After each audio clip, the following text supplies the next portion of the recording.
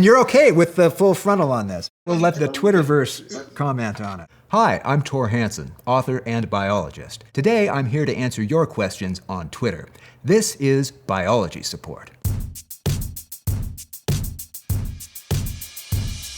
Jerry Peters asks, are viruses alive? Let me answer that question with another question. What does it mean to be alive? Most biologists define life as an organism with cells that respond to their environment and an organism that can reproduce itself. Viruses don't meet that definition because they do not have cells. They reproduce only by co-opting the reproductive capabilities of a living cell. Yet we see viruses having a very direct impact on our lives and the lives of other creatures in this world. So it just goes to show us that the very definition of life is still, in some ways, open to question. @subnomnomnom asks, why are succulents such finicky little bitches? A succulent plant lives in a particular condition out in the wild, where they have adapted to really dry situations where they need to hold a lot of water in their leaves. And those are difficult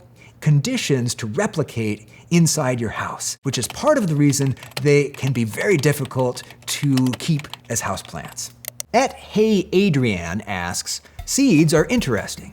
Who knew that when you eat one, you're eating little plant embryos? It's hard to imagine how small a seed can be until you meet the seeds of an orchid. These come from a small orchid in our flora called the spotted coral root, and each seed is like a mote of dust, only a few cells organized together. There are approximately 1 million spotted coral root seeds in this vial, which stands in stark contrast to the world's largest seed, the double coconut, which grows on palm trees found only on 2 islands in the Seychelles archipelago, isolated out in the middle of the Indian Ocean. And a full-size double coconut can weigh 40 pounds, 11 orders of magnitude larger than an orchid seed. So ask yourself, where else in nature can you find something so different in form that has the same function? @Arbatra01 asks, does Darwin's theory of evolution apply to plants also? Yes.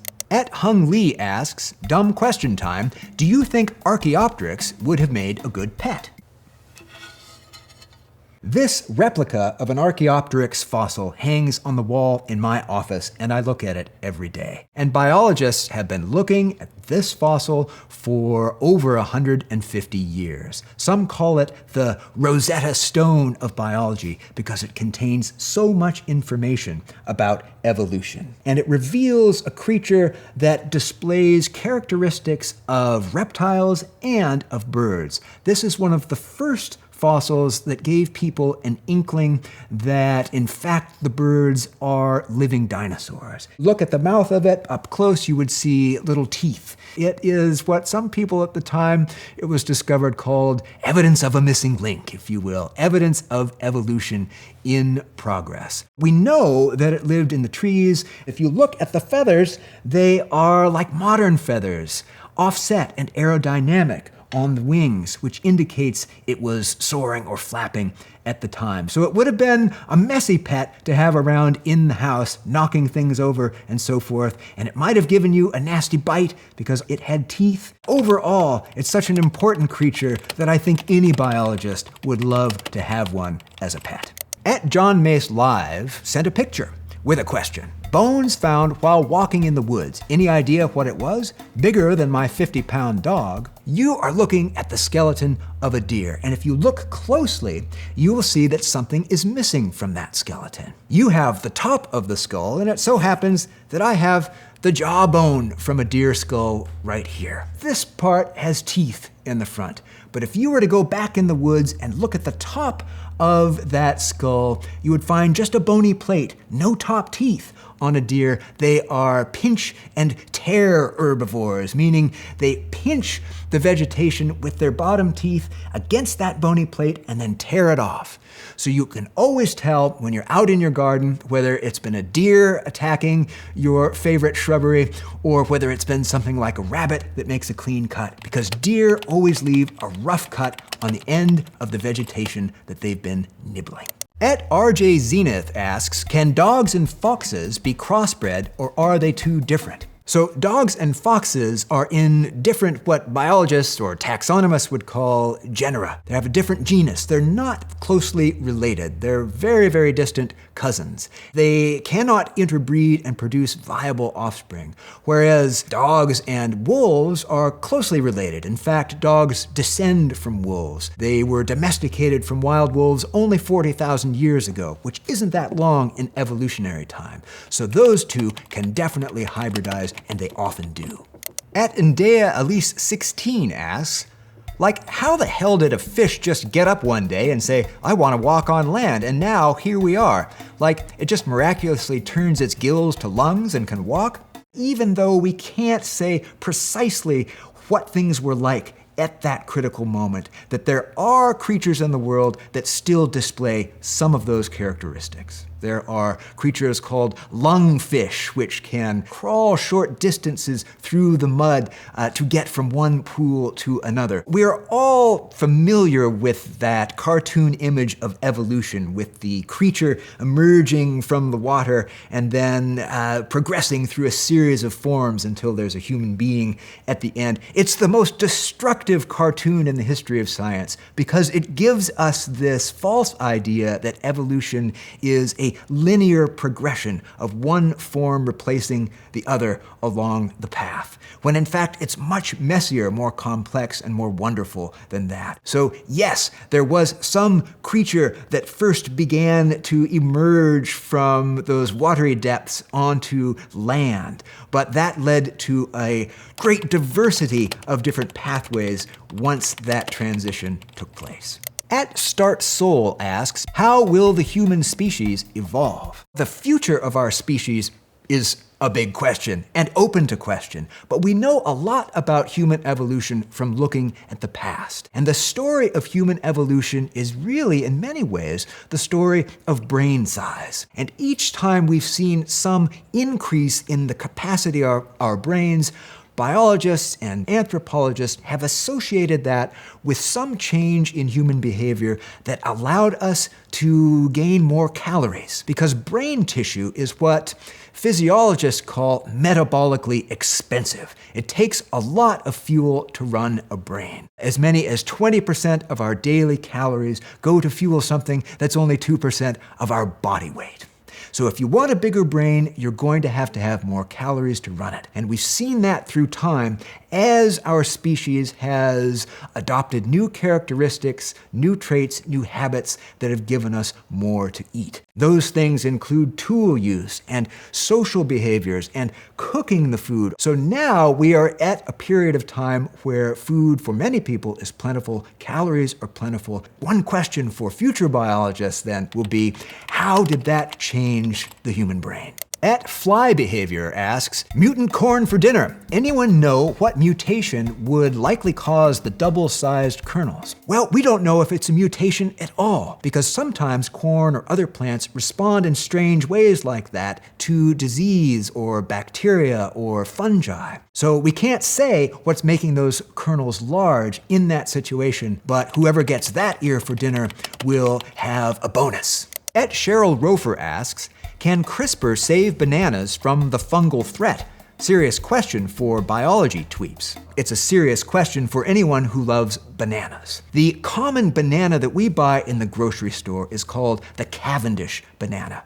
And unlike many other fruits in the store, the Cavendish bananas are not produced from seeds and traditional crop breeding. A banana plant produces offshoots that are easy to separate from that plant, that are clones of the banana plant itself. So if you find a banana that has the characteristics that will be successful commercially, it lasts a long time, it has good flavor, you can ship it around the world to grocery stores, that is a truly valuable fruit. And that's why the Cavendish banana is so popular and why it's produced via cloning. So when there is a threat, like this fungus that lives in the soil and destroys the Cavendish banana plant, they're all susceptible to that fungus in the same way. CRISPR is a tool in molecular biology that's used for turning on or turning off particular genes within the genome of a species. So if there is a gene currently turned off in the Cavendish banana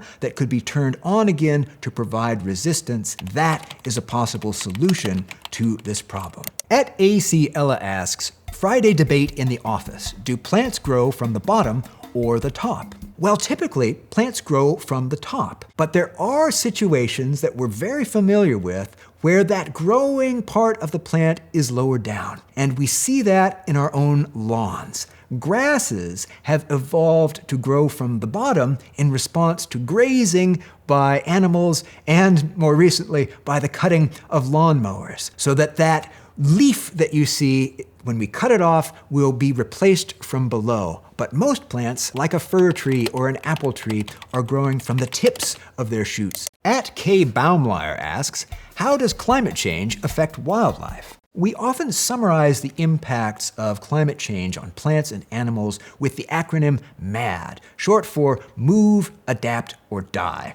And we see examples of all three of those playing out in nature all around us. Between 25 and 85% of species on this planet are now moving, shifting their ranges in response to climate change, looking for the temperatures and conditions that they're used to. Many other species are adapting by changing diets or behaviors to try to cope with this crisis. And yes, some species are dying and going extinct. And we also see species struggling to adapt and adjust their relationships to one another. A fascinating example recently out of Gabon in Africa, where for the first time, scientists observed chimpanzees attacking a group of gorillas and in fact even killing one of the gorillas. One of the reasons this may be happening, one of the theories, is that there is now a shortage of fruit and other foods for those creatures in that forest because of climate change,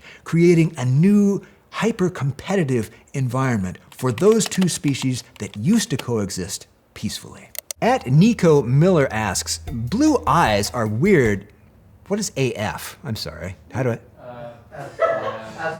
Oh, as can I say that or what do I say? At Nico Miller asks, blue eyes are weird AF. Like, honestly, how does a mutation like that even happen? Mutations in biology occur in the DNA when it's being copied. It's not a perfect process. Mistakes are made. Oftentimes, those mistakes lead to new features in the organism. Usually, they're not very useful and they disappear over time, but sometimes they can impart a benefit and they persist. This is one of the fundamental ways that new traits are introduced into the evolutionary process. Blue eyes were introduced in that way fairly recently in human evolution. They have persisted, but no one's quite sure yet what the advantage of blue eyes may be.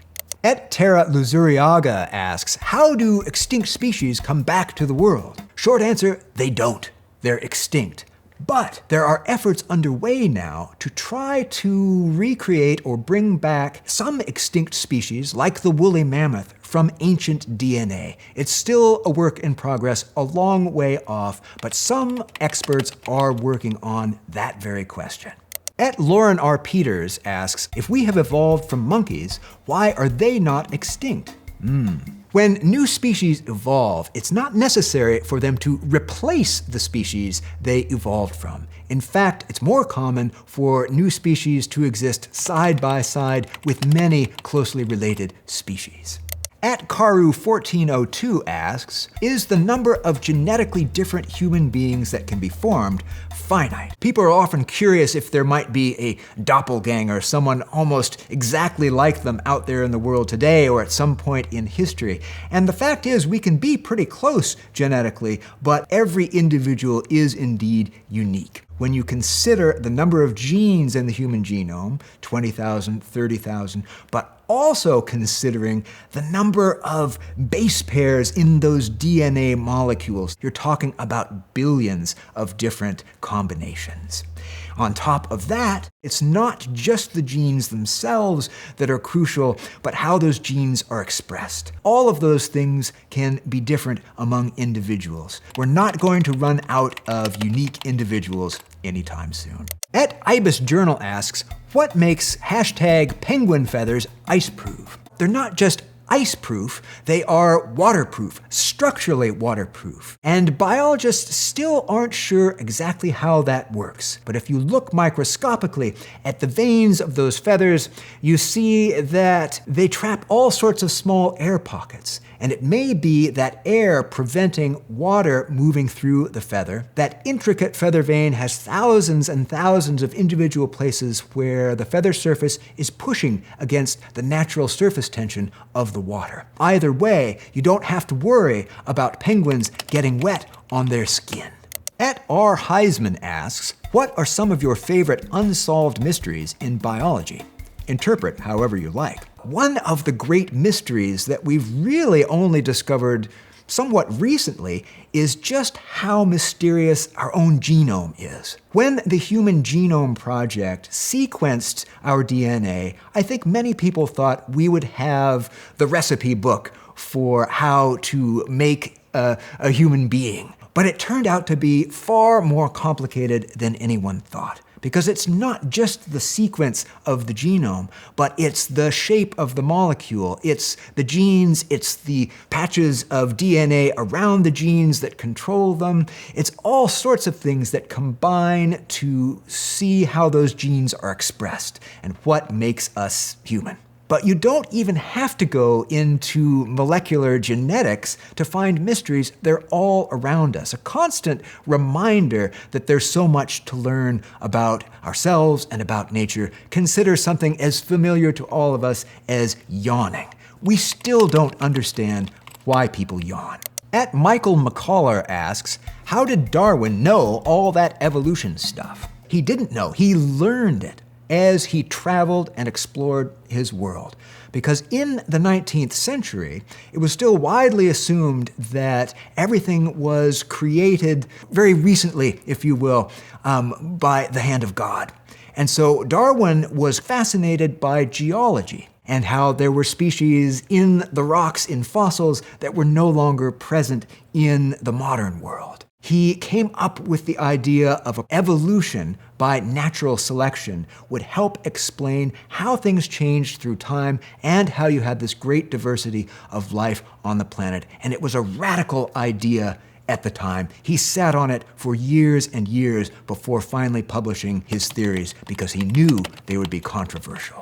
At Lonely Kino asks, what is bioethics? The ethics of biology? The answer is yes, and we need to think about the ethics of biology as our ability to do more and more develops over time. Technologically, we have the ability now to change DNA. We have the ability to combine species in new ways. So we must constantly ask ourselves, not only can we do these things, but should we? So those are all the questions for today, and we've covered a lot of ground. Thank you for watching Biology Support.